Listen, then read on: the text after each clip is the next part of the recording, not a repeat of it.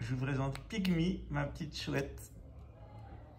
Bonjour les amis, j'espère que vous allez bien, je suis Pascal Truffinguy, on est à Bahia et je voudrais vous souhaiter une bonne nouvelle année 2023, ou plutôt j'ai envie de vous dire bon courage vu ce qui va se passer. Alors qu'est-ce qui va se passer dans les années à venir?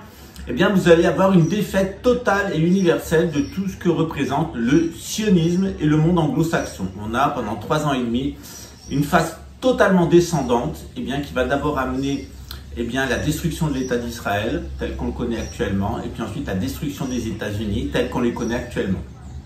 Donc une montée de l'orthodoxie, d'abord de la secte juive Chabad Lubavitch, puis de l'orthodoxie, puis de la Chine. Et ensuite un effondrement total. C'est ce qui s'est passé en 1940 et en 1914. Vous avez eu une montée en flèche des oppositions à la gouvernance mondiale, et puis au final de la guerre, boum, c'est la gouvernance mondiale qui a gagné. Alors pour l'instant, pour les 3 ans et demi à venir, vous allez avoir une grande illusion, et cette grande illusion, c'est la victoire de l'opposition à la gouvernance mondiale. Elle va prendre des formes complètement loufoques.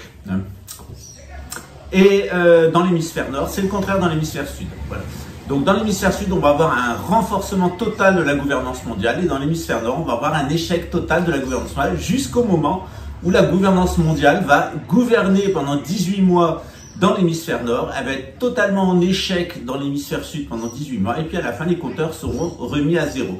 Il y a des gens qui vont disparaître à l'horizon 2028, c'est-à-dire que si vous travaillez pour un pouvoir régalien, quel qu'il soit, c'est-à-dire si depuis 1992, vous avez travaillé dans la police, dans l'armée, dans la justice, dans la pénitentiaire, dans tout ce qui est les impôts, votre temps est compté, vous allez disparaître, vous allez être amené vers Armageddon. Évidemment, il y a beaucoup de villes qui vont être détruites par le feu, toutes les autres côtières vont être détruites par l'eau. On passe maintenant dans les dernières années de la tribulation, qui sont 23, 24, 26, 23, 24, 25, 26, 27, 28. Voilà. Ça a commencé l'année dernière. Donc on est dans les 7 dernières années de tribulation. Cette année, on va rentrer dans la 2e année de la tribulation finale. Voilà. Alors j'avais envie de vous dire bonne année, mais je vais vous dire plutôt bon courage.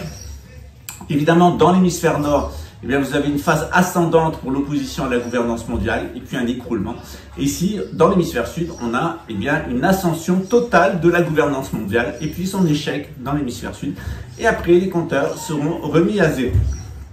Alors, vous savez qu'il y a des gens qui ne m'aiment pas dans l'hémisphère nord, des gens qui se disent des opposants au gouvernement mondial, c'est le cas en France, c'est le cas à Luxembourg, c'est-à-dire les gens qui étaient là à vous pointer des armes de guerre sur la figure, à vous mettre des amendes, à éborgner les gilets jaunes, et qui ont conforté tout le pouvoir de Macron et de la gouvernance mondiale, maintenant, ils vont passer dans le camp de l'anti-gouvernance mondiale. Alors, vous allez voir des Donald Trump, vous allez voir des Jair Bolsonaro, vous allez voir des Vladimir Poutine, vous allez voir des Elon Musk, tout ça, se mettre ensemble et vous raconter qu'ils sont contre la gouvernance mondiale et qu'ils ont une solution pour tous les gens qui ont des séquelles des injections, qui est une nouvelle injection et le Neuralink. En réalité, ils ont créé le problème, l'épidémie, l'injection, pour vous imposer la solution, ce qui est à dire le puçage. Et vous savez qui vous imposera le puçage? Les gens qui prétendront être contre la gouvernance mondiale. C'est comme ça que fonctionne Satan. C'est exactement eux qui vous amèneront, ou veut vous amener la gouvernance mondiale pour ces 18 mois de règne. Les 18 mois de règne de la gouvernance mondiale, ça sera les 18 mois avant 2028, ça sera toute l'année 2027 et les 6 premiers mois de l'année, les 4 mois de l'année 2028. Puisque tout ça va s'arrêter à Pâques 2028. Voilà, bon courage. À très bientôt, et puis j'espère que Dieu vous protégera et surtout qu'il vous donnera l'intelligence pour comprendre ce qui est en train de partir. Alors on va dire et on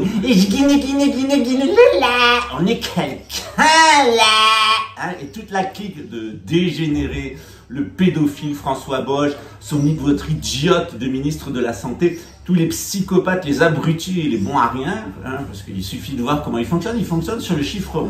Figurez-vous qu'ils ont assassiné mon mari le 1-11-2010, ils m'ont envoyé en prison le 1-3-2011, ils sont obsédés par le 11, et ils ont réessayé ici le 3-11-2022, ils ont des cycles de 11 ans, c'est normal, c'est des cycles qui sont liés à Vénus, et là c'est Vénus maléfiée.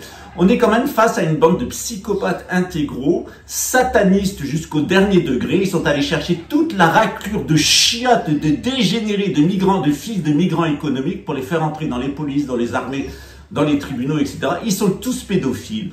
Ils sont tous au service de la grande escroquerie mondialiste, et ils sont tous au service de cette espèce de vision délirante et criminelle de la gouvernance mondiale, qu'il soit activement ou passivement, qui vous paraisse dans un camp ou dans l'autre. Que ce soit Donald Trump ou Joe Biden, c'est la même chose. Que ce soit Vladimir Poutine ou l'opposition à Vladimir Poutine, c'est exactement la même chose. Que ce soit Xi Jinping ou l'opposition à Xi Jinping, c'est exactement la même chose.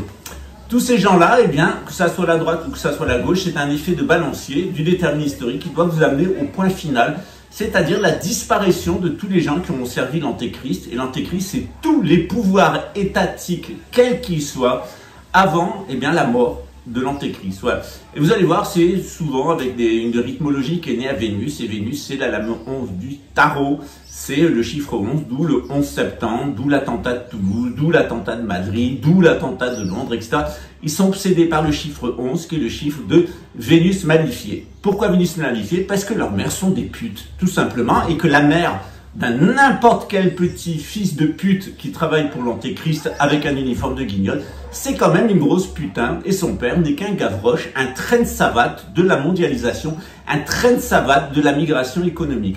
Derrière, vous allez avoir les peuples non européens complètement décérébrés, et puis les petits bourgeois qui essayent comme d'habitude de s'en foutre plein les poches. Voilà. C'est le tableau de Delacroix, et si vous voulez savoir comment ça finit avec Delacroix, ça finit avec avec le radeau de la Méduse. Ils finissent tous sur un espèce de morceau de bois à flotter sur l'océan, à s'entre-dévorant les uns les autres. C'est comme ça que finira la République et finira le monde occidental, comme un radeau de la Méduse où les rats s'entre-dévoreront en se faisant piquer par des méduses. À très bientôt, ciao. Le satanisme du mini-moi. C'est l'autre façon qu'ils ont de continuer à garder leur contrôle et de continuer à diriger le monde. C'est ce que j'appelle le satanisme du mini-moi.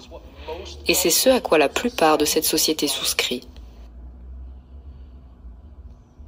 Le satanisme du mini-moi. Tout le monde veut le trône de fer, non? Personne ne veut détruire le trône de fer. Vous voyez? C'est comme les poupées russes. Une poupée dans une poupée dans une poupée. Ce n'est qu'une image fractale d'elle-même. Les grands satanistes d'ici en savent beaucoup plus sur cette idéologie. Mais il y a aussi les petits satanistes ici-bas. C'est juste une imitation de l'idéologie à un niveau inférieur, un mimétisme de celle-ci.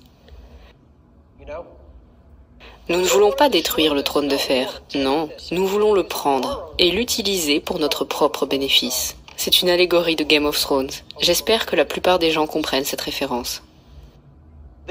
Les principes du satanisme sont de ne vivre que pour soi-même. Il n'y a pas vraiment de bien ou de mal. Les plus impitoyables devraient finalement gouverner et se débarrasser de ceux qui ne veulent pas. La plupart des gens pensent comme ça. Même à un niveau inférieur, ils ne le disent pas forcément de manière consciente et complète, mais vous savez quoi? Demandez à la plupart de vos amis et aux membres de votre famille, et je vous garantis que la majorité d'entre eux vous diront « Je crois que c'est l'ordre naturel des choses », tout comme Nicolas Schreck disait à l'époque où il était sataniste. C'est l'ordre naturel des choses. Connerie. Il n'y a rien de naturel là-dedans, et ça ne mènera jamais à l'ordre. Le satanisme sociétal doit disparaître avant que nous ne puissions finalement faire quelque chose contre les problèmes que cause cette grande secte. Parce que tant que cette idéologie est ancrée dans la masse des gens à un niveau fractal, nous souscrivons à l'idéologie même qui nous a servi. Et par conséquent, nous ne pourrons jamais être libres en perdurant dans cette position idéologique.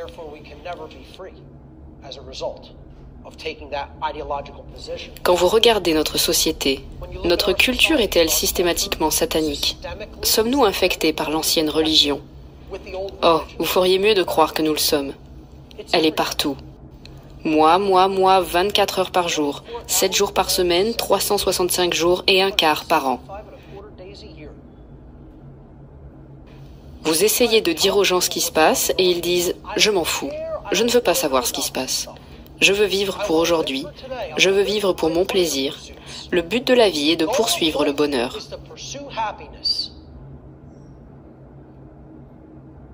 Des poursuites hédonistes.